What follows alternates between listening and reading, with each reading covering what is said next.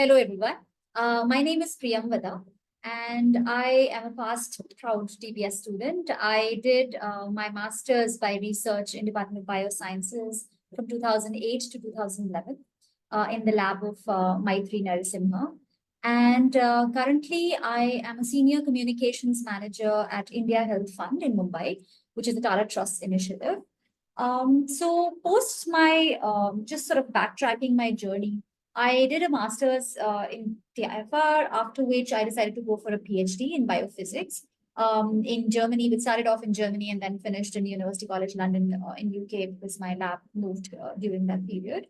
So it was during this time in my PhD that, I was starting to sort of reflect on what is it that I liked the most during my PhD? What is it that did not work so much for me? So even though my project went, well and we published well, there were some parts of the whole journey that were more appealing to me than not.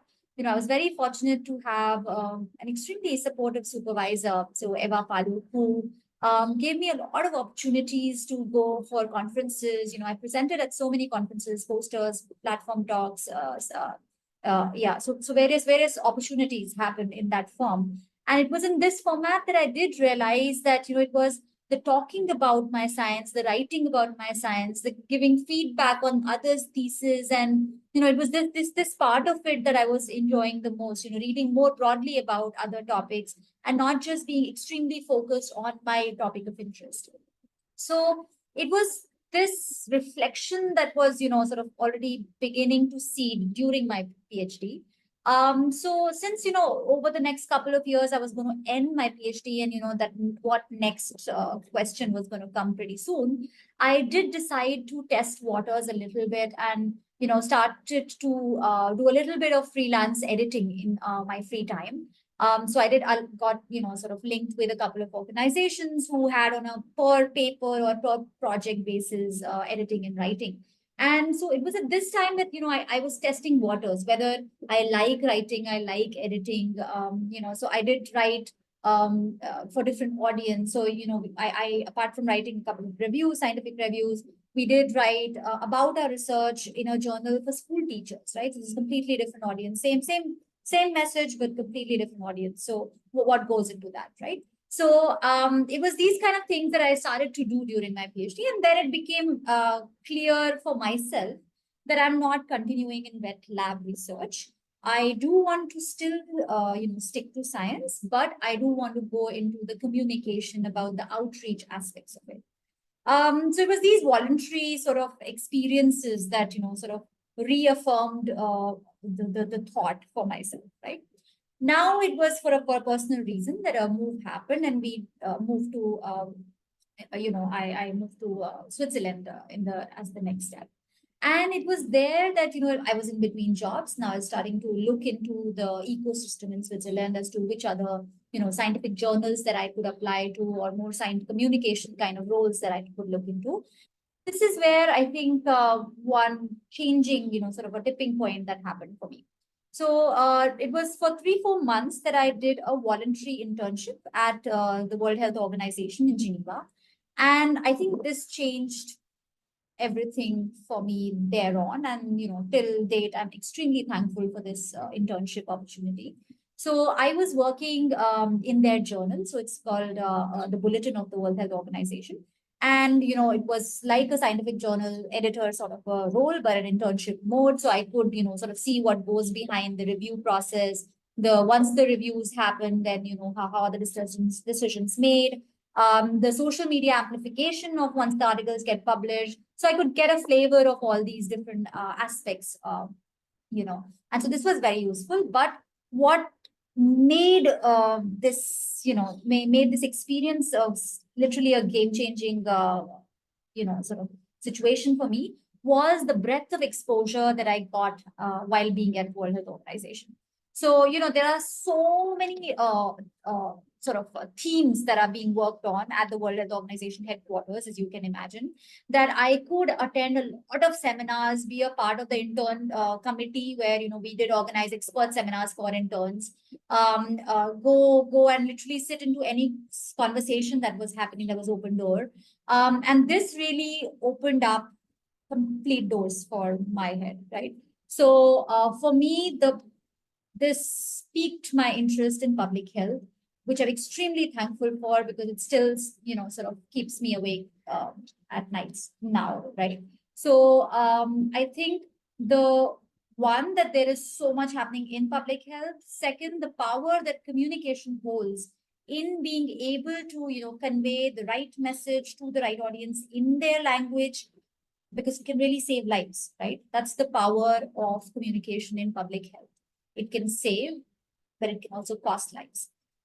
So it is this that, so sort of this power that it holds, and the fact that, I have a scientific training, which makes me equipped to be able to read scientific papers, but be then able to communicate this information accurately, but simply and, appealing in an appealing manner to a wide variety of audience is, sort of what the niche that I built for myself. And this is where, then the next steps followed. I was again, I did get an opportunity to work as a consultant at the World Health Organization with an organization called Unitaid. I then worked in the communications team back in Geneva with an organization that's UN backed called Medicines Patent Pool, who are trying to make generic medicines accessible to as many people as possible, because there is oftentimes medicines are behind patent walls and are not accessible, and people are dying as we speak. So yes, I did, sort of build my communications profile on the go as I worked into these as I worked at these organizations. Whether, and this is what I continue to do today at India Health Fund, which is a Tata Trust initiative. And what I do today is, so if I just give you a glimpse of the day-to-day work that happens, in my current role.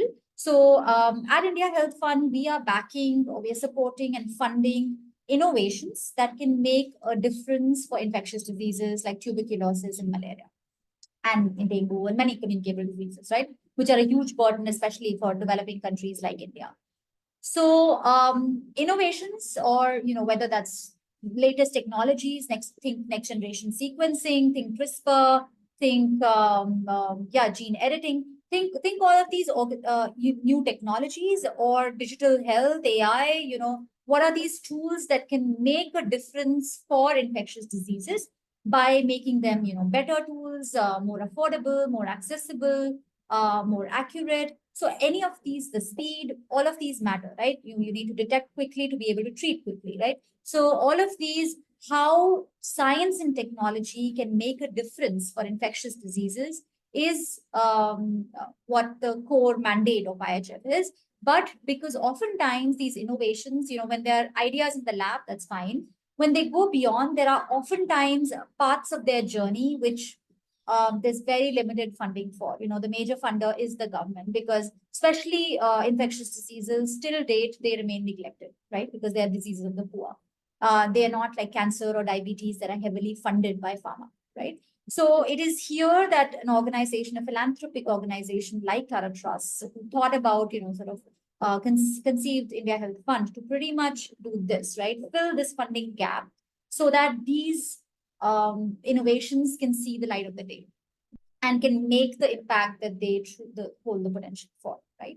So now within this, it's the communications aspect that I am looking at. So if we are funding a new innovation, then conveying the potential of this innovation to a general audience. When this innovation has proven its potential, then communicating the impact and what that philanthropic funding brought to make it happen, right? So these are the communication aspects that I'm looking at, and whether that's in form of press releases, news articles, op-eds, social media, website project pages. That's the breadth of it. So, so that's sort of my day-to-day work, which brings me to the question of, when. So this is about my current job, and it happened to be in some way actually. It was very lucky that when we were planning to move to India. India Health Fund was looking for a communications person, for the team. And India Health Fund is pretty much a mirror organization of Unitaid in Geneva. That's more on the global scale. This is like, this is in India, right? So I think that was a pretty lucky moment to sort of, get transitioned from that. Um, so what are the best parts of my job? So as I said, it's the different, the innovations. It's really a very opportune moment. It's an exciting time to be at this juncture of science and infectious diseases, and the impact that it can hold and touching people's lives.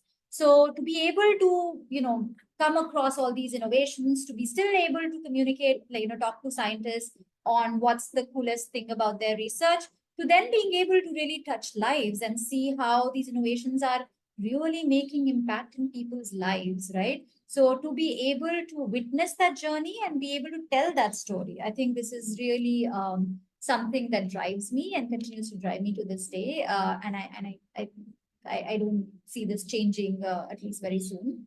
So this is sort of the really interesting part. Of course, there are challenges. This is, as I said, it's very it's the role is not. It is definitely different from academia, and there are tighter deadlines. There are more coordination activities. Whether it's you are not. Yes, you are doing this part, but to tell that story, you are linking with more, let's say, the project head, you're linking with the portfolio company, you're linking with the journalist on the ground, or you're linking with an NGO that's helping you implement the project on the ground. You're linking with several partners who funded this initiative. So there are like 7 people who have to be exactly on the same page in a very fast, in a tight timeline bound manner. So to make all of this happen, yeah, there are different sort of skills required, which I, sort of have gathered some of them and continue to learn and, sort of build those skills. And that's definitely, I would say, very different from academia. Um, is there anything that I don't like about the job? Not currently, but yes, I do. Continue to keep that reflection going as to this is like fine tuning yourself as to even within this current role, current profile, current area. Are there things that you love? Are there things that you kind of have to do, but it's fine? And there are things that you really don't enjoy doing, right? So I think this is a constant sort of evolution process for ourselves, and this is something that I continue to explore about myself. Okay, is there anything that makes me wish I had continued in academia? Not so much. I am definitely very happy having made this switch. But at the same time, I do continue to stay interested in science and beyond infectious diseases, or beyond my current work, and I to keep that sort of scientist side of myself alive in that sense. Any advice for current TIFR students? I would definitely say you are in a great place. The fact that you're looking at this video, you are thinking about your career, you have landed here, so I think you're already on track. Do explore a lot of, do explore, do give yourself the time and the opportunity to, if there is, listen to your inner self. If there's something that interests you, and if you think that maybe this could be your next step, look for those opportunities, right? So one thing that I didn't mention is that during my voluntary internship, I also, since that public health Pandora's box opened for me, right? So I did start to write for Better India at that time. And this was again a game-changing project for me. I think so. I did a series called Health Heroes, where I interviewed, doctors, health practitioners, literally people who are authorities in the field, people with Padma Shri and Padma Vibhushans, for their work in, I don't know, neonatal mortality or yoga or in vitro fertilization or COVID, or a whole breadth of public health related topics. So what and there I was building my writing skills, my interviewing skills, right? So it's learning by doing throughout, right? This is no different as in science. So if there's some parts that interest you and there are others that don't so much interest you, I think these are just learnings about yourself. And I think it's important to keep asking questions to yourself. There are no wrong decisions. Every experience that you will gather, every person that you will meet in the journey, will sort of add to this, it's like sort of storylines being added page by page, line by line, paragraph by paragraph. So it's going to make sense at some point. Maybe it doesn't right now, but keep building on that. But at the same time, I think it's always important to keep reflecting backwards, also to see, and sort of that helps you also make a plan, right? So if you know that, okay, now I have eliminated these options, but definitely I'm sticking to, science communication. What is it that my future employer is looking for? How can I start to build those right now? So those are the kind of questions that you can do. And I think the first job is, usually the hardest to crack. And this is academia, non-academia, anything. Once you have convinced the first employer and also yourself that, you can do this, then it's only upward and onward from there, right? So yeah, I would maybe end there and wish you all the very best for your journeys ahead. And yeah, good luck.